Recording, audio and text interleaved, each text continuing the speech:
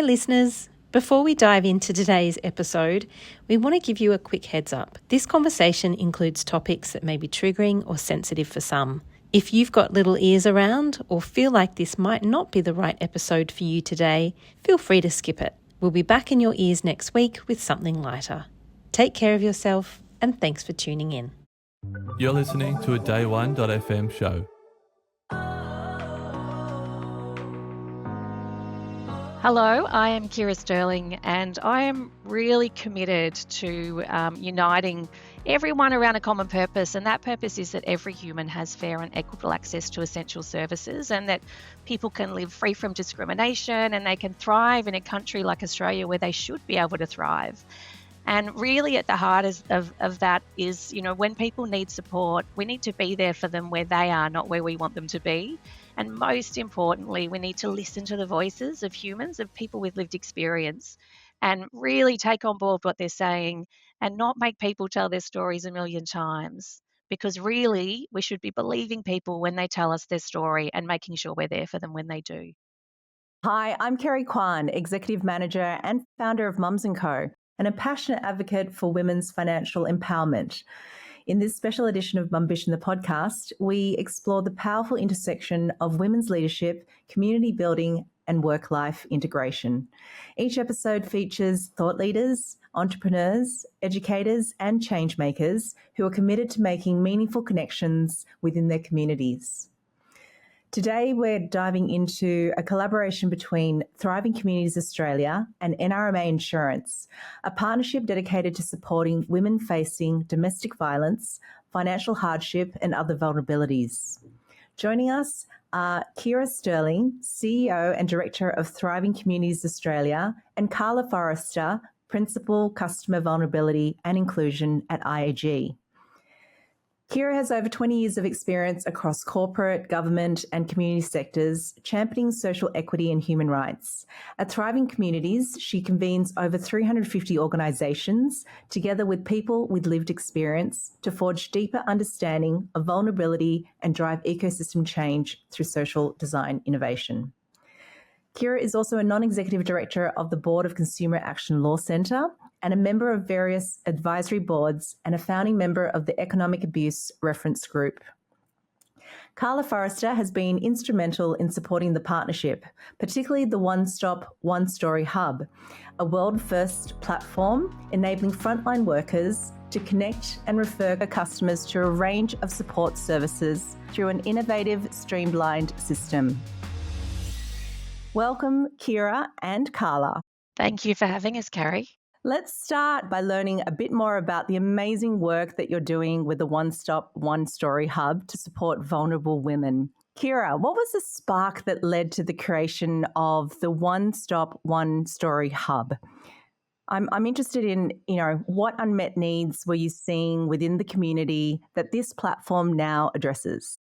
Yeah, thank you, Carrie. So One Stop, One Story really came out of a vulnerability roundtable we hosted back in 2016. And we brought together a whole range of people and organisations from across the country, from frontline service provision in the community sector, police, ambulance, your Red Crosses, corporate Australia, community advocacy, government, really to look at people experiencing vulnerability in our community. We're interacting with all of these different organisations, but yet we all had a very different way of engaging.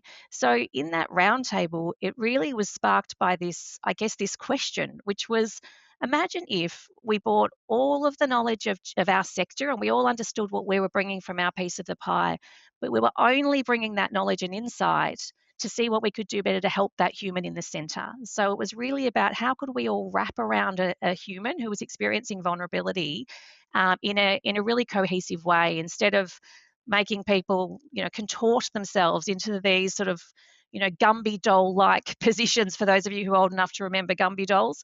But really, we were kind of contorting ourselves. You have to jump through all these hoops and know the magical words just to get support that actually people were eligible for. So it really was that, imagine if conversation. Imagine if we all worked together. Imagine if the human was at the centre. Imagine if we took away those barriers and we just were there to help people when they needed it. And so, that was the spark, I guess, of where it came. And I think when we look at that unmet need, there are so many people across Australia experiencing vulnerability, and it's not one particular archetype of a human. It's all of us at any point in time. You lose a family member, there's a job loss, you fall on hard times, somebody gets sick, you managing aging parents, interest rates go up. All of these things are happening in life, and it is just life. So it's not vulnerable people, it's just life that we all experience, which can create that vulnerability. And we know things like through Food Bank that over 2 million people are experiencing severe food insecurity in this country, and nearly 4 million some sort of food insecurity. 60% of those people are employed and 30% have a mortgage, right? So it's everyday humans experiencing these difficulties. And in those crisis moments, we were asking people the most difficult questions, and we were making them repeat their story over and over again to 22-year-old call center operators on multiple occasions. And humans felt really, ashamed and embarrassed, and it took so much energy just to ask for help that really they have complete and utter access to.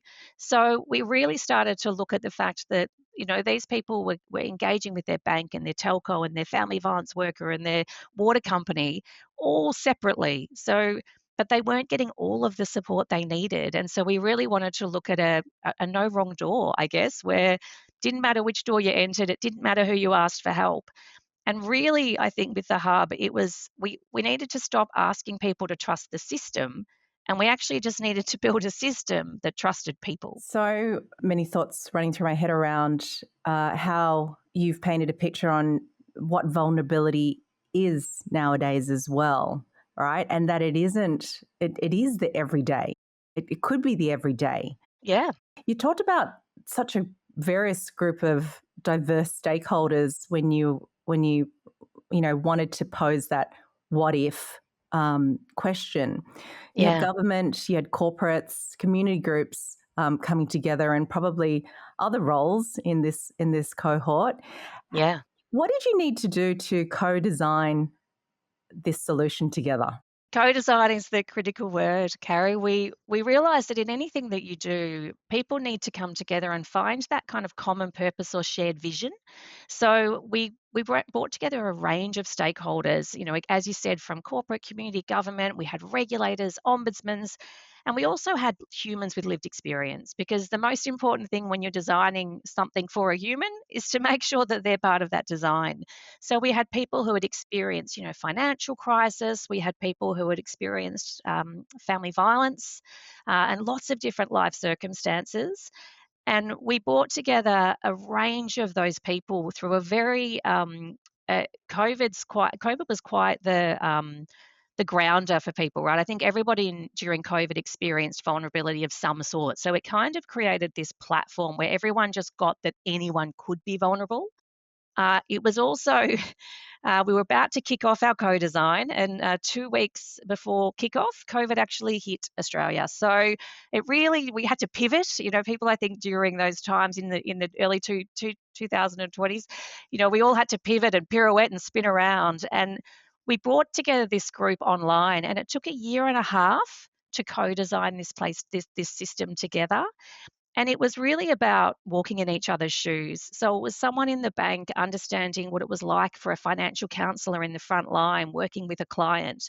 And it was someone in a family violence organisation understanding that telco, the hoops they often had to jump through in their own organisations. So it was about bringing these stakeholders together and really co-aligning on a common purpose. And part of that was putting the human in the centre. Every person in that room committed to the fact that they wanted to support people, and they wanted to do it in a collective way. And that meant they all had to trust each other.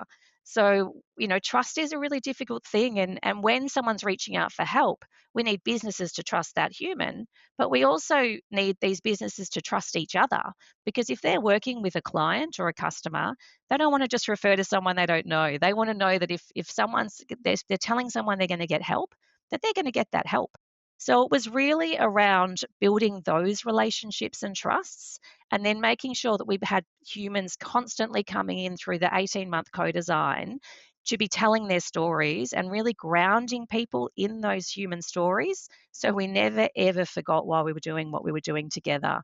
We had, advisory committees, we had a multitude of committees so that, regulators understood what we were doing and ombudsmen understood what we were doing, and the humans themselves were saying, yes, oh, that would work, or we don't think we'd like that feature. So it was a really genuine co-design process.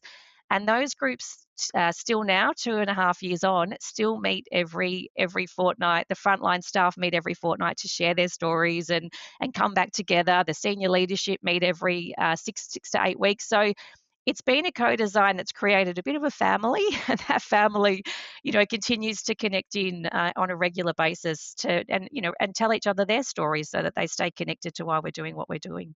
That's amazing and fascinating that it took, that period of time that to really understand the humans behind this problem that everyone's trying to solve.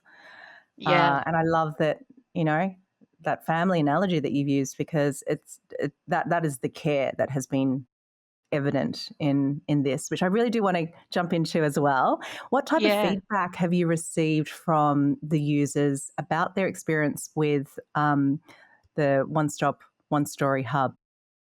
So we've now done over 7,500 referrals through One Stop One Story Hub, and that includes 4,500 of those are people experiencing family violence, so victim survivors of family violence. And I think, you know, when we started the hub, we wanted to start with family violence as the first pilot, because you never know when someone's experiencing family violence. Most people aren't disclosing that information to organisations. So when you're building a system, you need to make sure that all of the safety protocols are absolutely as tight as they can possibly be. And so I think that was a big challenge, but it also meant that we all felt trust in our own system. We knew that there was the right safety protocols in place. And through all of the referrals that we've seen, we've seen people escaping family violence, being able to be connected to family violence services, to getting free credit put on their phone, making sure they've got safety flags on their accounts. And it's the way it works is, if I was to call Combank, for example, and I'm having a conversation, I don't know what I'm going to do, I'm experiencing family violence, and I'm calling you from a phone booth because I've got no credit, and I'm sitting in a house with no power because I had to have my power turned off, and I'm so afraid my partner's going to get my forwarding address from my online account, and gosh, I haven't eaten for 3 days. In that one call, that operator on the phone can say, look, I've got you. I'm going to give you some support for your mortgage. I can, from the phone call right now, I can top up your phone credit on your phone automatically so you can go home and be safe. And I can refer you into Telstra and Energy Australia and Yarra Valley Water to get them to give you that wraparound support you need. And while I'm here, I'm going to pop a text message through, and that's got your closest food bank service so you can get some food and make sure you're safe at home and you've got food. So we've continued to see these wraparound models. We've got people with toll debts. That again, tolls often roads are used. A lot of perpetrators of violence weaponize the products and services in this essential service space. So these businesses are coming together, to stamp that out, and just to make sure that they are absolutely there for the human. So that person gets a call back from all of these organisations to say, we've got you. You don't need to tell your story again. We believe you, and we're going to be here to help you. And they provide all of that wraparound support to that human right there in that moment. So we've seen so many beautiful stories. But the other side is the staff on the phones. We're all humans and we all feel. So, a call center operator in a bank or a telco or an energy or water business, they have that same fear and care for their customer. And when they hear someone's in real crisis, in pre One Stop One Story, they might be able to help with that little piece of the pie, or maybe I can help you with your water bill, or maybe I can get your energy connected. But I still know you're afraid you're going to lose your house, you haven't eaten, and you need a family violence worker. And so what we've heard from frontline staff is how much it's taken away trauma for them, because they can help the client with their bit, but they also know they're being connected to this safe and accessible support. So it's had a really big reduction in vicarious trauma for frontline staff. And it's also obviously for the humans themselves. We're hearing things like, gosh, I've just a weight's been lifted, and I can't believe businesses care this much that they're offering this support to me. And I spoke to one human who'd experienced family violence who said that was the game changer for her. It was the first phone call she made. And if it had have gone badly, she wouldn't have been able to pick up the phone again. But in that one moment, this organization cared enough to wrap a support network around her. And it made her feel like, I can do this. I'm going to make this. So it's those stories, I think, that you just really hold to and that remind us every day that this is why we do what we do. Such powerful work, Ciara, and such important work. I'm just so grateful that that exists. And you're right that companies are stepping up and playing a really important role in tackling this together. You've mentioned a bit about the frontline staff. You've got different stakeholders. You've got customers. This is a big problem to solve. Where there's some big challenges along the way in terms of what you were faced in developing and implementing the hub, and how did you overcome them? There are always challenges with any big program, especially when you're working with such diverse stakeholders. And historically, I think sometimes the community sector and the corporate sector sat on different sides of the fence. And so one of those big challenges was, as I talked about earlier, building trust. How do we trust each other? Because it doesn't matter if you're in the front line at a family violence organisation or a financial counselling organisation or an energy business. You're still a human and you still care about people. And I think most people don't go to work every day going, gosh, how can I cause harm today? They really do their job in a service industry because they want to provide service to other people. And so helping people understand each other's side of the fence was really critical. I think family violence, when we first talked about kicking off with family violence, I think a lot of organisations were a bit scared about that because it's one of those things that you just don't want to get wrong. It is life and death. And so we really did a lot of work engaging with the family violence sector. We did a lot of engagement with people experiencing family violence so that we could really understand a lot about how perpetrators might try and use our systems for abuse. And so that we could build those safety protocols in from the beginning, having that, people are talking a lot at the moment about safety by design. And those safety by design principles were part of the design of this program of work. We also had to, I guess, convince organisations that this wasn't a space for competition. And also, the ACCC, who's a fabulous competition regulator, came to us and said, we can see this. This is about helping humans. This is not a position of competition.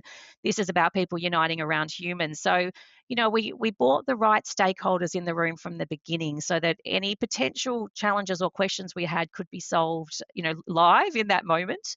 And I guess also, the cybersecurity and data and privacy side is most certainly one of the trickiest parts. I think we do have a joke that the cybersecurity audits from some of the organisations took us longer to get through than building the entire system. But I think, and Paul, who runs our hub at TCA, has to go through audits, I feel like every second week, and I'm sure he doesn't love it as much, but it helps me sleep at night. So we know that our auditing is so rigorous that we know that the human's data is protected. And we also built in safeguards to the hub, things like what's the safe time to call, can you be texted or mobile phone, what's the best way to connect with you, and also we don't store things like address. So people, one of the biggest risks you hold with things like family violence is someone being able to find out someone's address from a safety perspective. And so we don't store address in the hub, so that we found ways around all of the challenges that those with lived experience put to us to make sure that was built in. And then it was around keeping people connected. So, we continually do training, we continually bring those groups back together. And again, we have to have humans constantly engaged in the work we do so that we always remember why we're doing what we're doing. So that's kind of been built into kind of how we manage the challenges and bumps as we go. Thank you for highlighting, such complexity in the work that you've done. Like, really just gives, you've rattled them off very quickly, but I feel like there is so much complexity and thought. And like you said, the design of it, all those principles that you've had in place from the get-go to make sure that the human is protected. How do you envision the One Stop, One Story hub evolving to meet the changing needs of the community? You've mentioned a bit about, you're constantly bringing in the people that matter to make sure that you understand their challenges at that particular time. What's next? We had a 2-year pilot of the hub. The first 12 months was family violence. The next 12 months was also things like financial hardship. And we have a range of different use cases of why people might need support through this system. I think what we're looking for next is to scale. So when we first started, we only had 1 or 2 providers from each sector because we really wanted to test, does this work? Is it safe? Is it the right solution? I imagine a lot of the people in your audience, that startup world, business startup, trialing new things. And part of trialing something is knowing that it might not be the thing and it could fail. And you have to kind of sit comfortably with that too. So once we went through the very rigorous evaluation processes and we were able to say, this thing actually works, it does exactly what we wanted it to do, and we saw the impact it was making, our next vision is we want every business on this hub. So we're now at that kind of scale and broadening. And in our Amaze, one of the newest partners that's coming on board, we previously didn't have insurance in the hub and now we do. So we're starting to expand sectors, different organizations. We're looking at things like, what other circumstances happen in life where you have to tell your story multiple times, like when there's a natural disaster. Interestingly, people coming in and out of the prison system. There's a whole range of different use cases where the hub actually could make a real difference. And so we're starting to look at those different use cases. We also want to make sure that everyone can access the hub. So it's a business to business tool. One day, we hope that humans will come direct through the hub when we know that the hub is running exactly as it should. But we want to make sure everyone's included so that multicultural Australians have the same level of access, that our First Nations communities have the same level of access, people with disability have the same level of access. So it's continually growing our community organisation base and then continually growing the number of corporates and government agencies.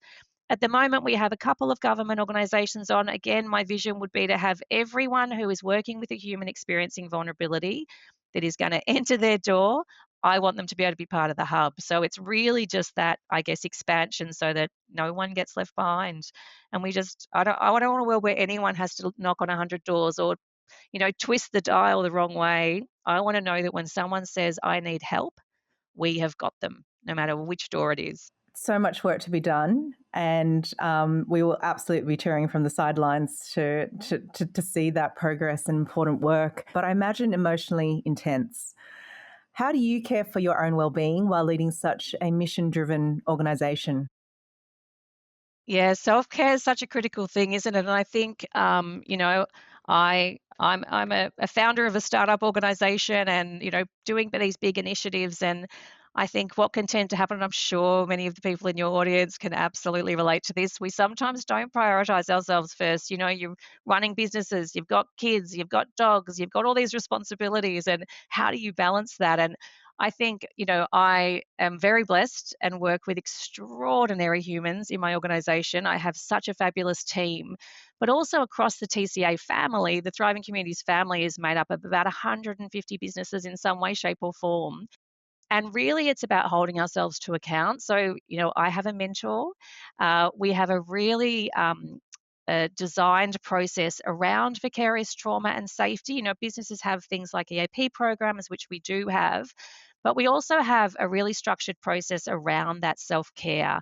So when we're building and designing our work, we do a lot of work with frontline humans who are experiencing different types of vulnerability and crisis, and that can take a toll. So again, we do supervision sessions together. We have check-ins regularly. We have rules around how much, time you need to put if you're going to be doing interviews with humans, how much space and break you have.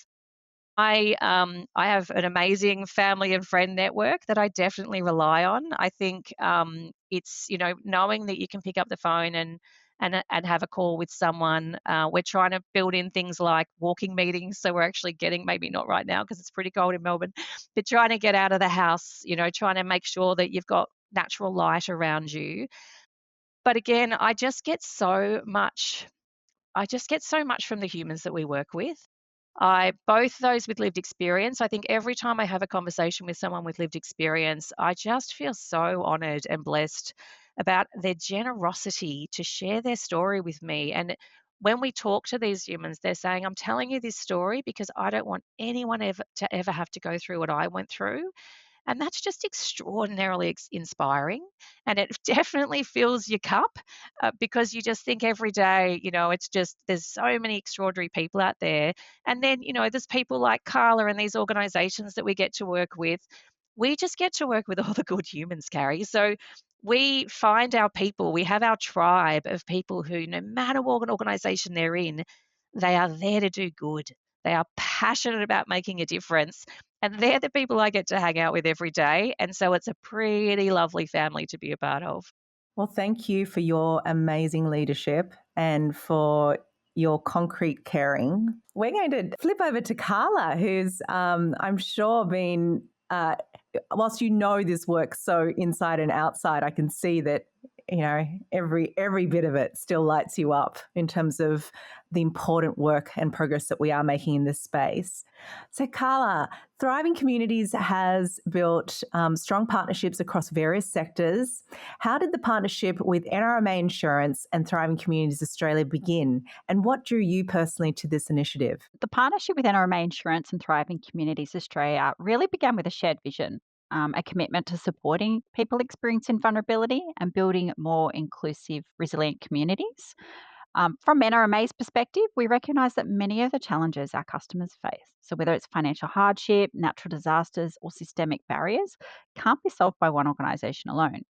So, Thriving Communities Australia really brought a collaborative model that connected us with other like minded organisations across multiple sectors, allowing us to work together in a more coordinated and impactful way. One of the key parts of our partnership is our involvement with One Stop, One Story Hub. Like Ciara said earlier, it really reduces the burden of repeating this customer's situation multiple times, which we know can be so often really be emotionally exhausting and a barrier to accessing help. One Stop, One Story Hub really enables us to provide additional support to our customers in need, while also ensuring that they're connected to broader support networks, whether it's financial counselling, utility relief, community services, banking services. It's really a powerful example of how technology and collaboration can come together to create a more human centered support system. What really drew me personally to this initiative was the genuine focus on people. It's not about ticking boxes, it's about listening, learning, and co creating solutions that make a real difference in people's lives. And being part of something like this brings together empathy, innovation, and action. And it's incredibly meaningful. And I'm really proud to be a part of it and to contribute to that journey. You're a phenomenal leader within the NRMA Insurance team and the broader IAG world. I know about some of the great work that you're doing around financial inclusion and driving the Financial Inclusion Action Plan. So I'm not surprised that this is one of those initiatives that you just have to support.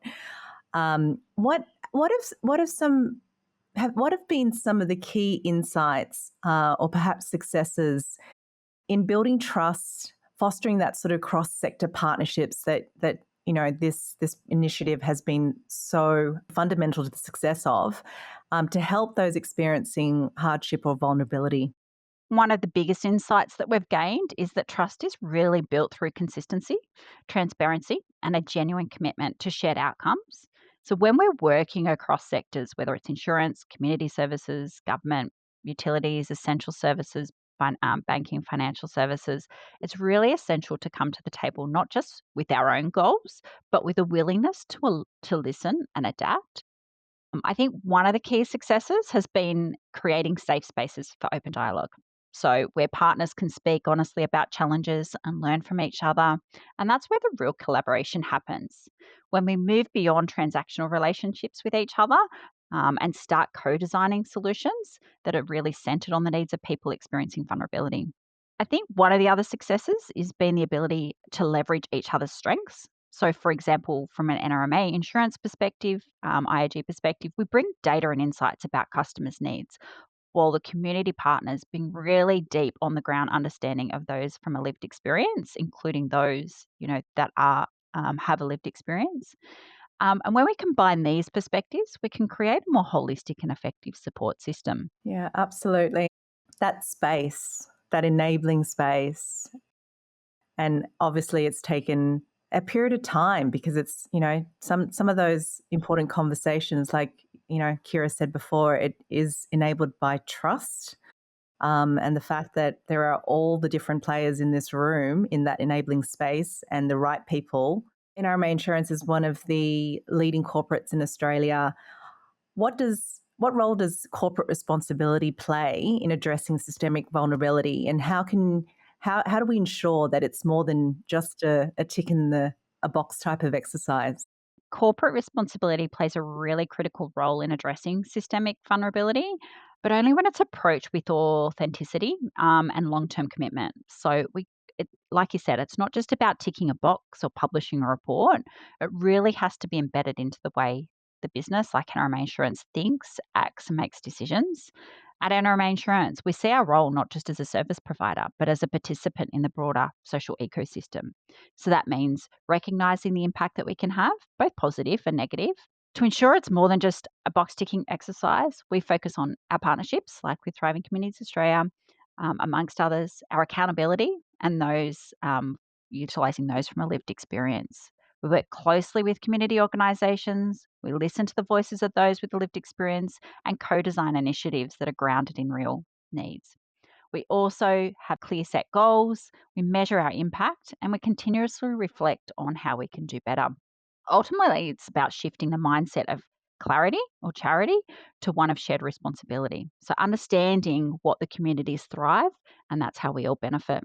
A lot of the listeners today and those in our broader community, we have a lot of women who deeply care about social impact. We have a lot of men who are our that also care about social impact.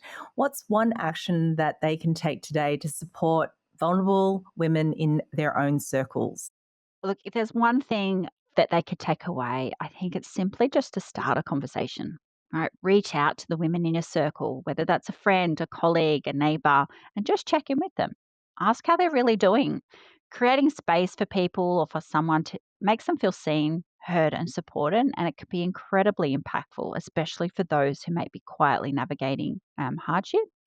Beyond that, amplifying resources is really key, right? Share information about your local support services, financial wellbeing tools, community programs. Even just knowing what's out there can really make a huge difference for someone who's really unsure where to turn.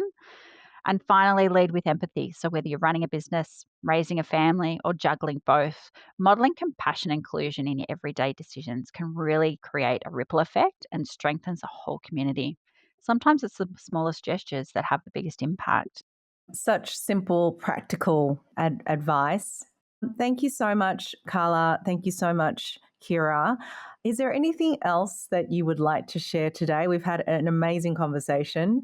I just wanted to say thank you, and also just how inspiring it is to be part of conversations like this, especially with the communities like Thriving Communities Australia and Mums and Co, which are both so values driven and action orientated. And I just, encourage people to stay connected, keep showing up for each other, and that's how we build stronger, more compassionate communities together. Carrie, I'd just like to call out to all of the people across your beautiful network that you have, and to reiterate what Carla was saying. And just to remind that any of us can fall on difficult times and life just happens. And that when life does happen, we want people to know that they can reach out for support, that there is support available, and we're going to make it easy for them to access it because nobody knows what's happening around the corner. And we all need a hand at some point in life. And we need to just be able to feel bolstered to ask for that support when we need it. Just definitely calling out to your community that everyone experiences life. We're here for you when you need it, and never, never be afraid to ask for help. Thank you, Ciara and Carla, for your leadership and reminding us that systems can be redesigned with empathy at the core. If you found today's episode meaningful, please share it with someone who needs to hear it. And don't forget to like, subscribe, and follow Mumbition the podcast on your favourite platform. Thanks for listening to today's episode. Mums & Co is the network helping business-owning women to start, connect and grow. Join us today at mumsandco.com.au.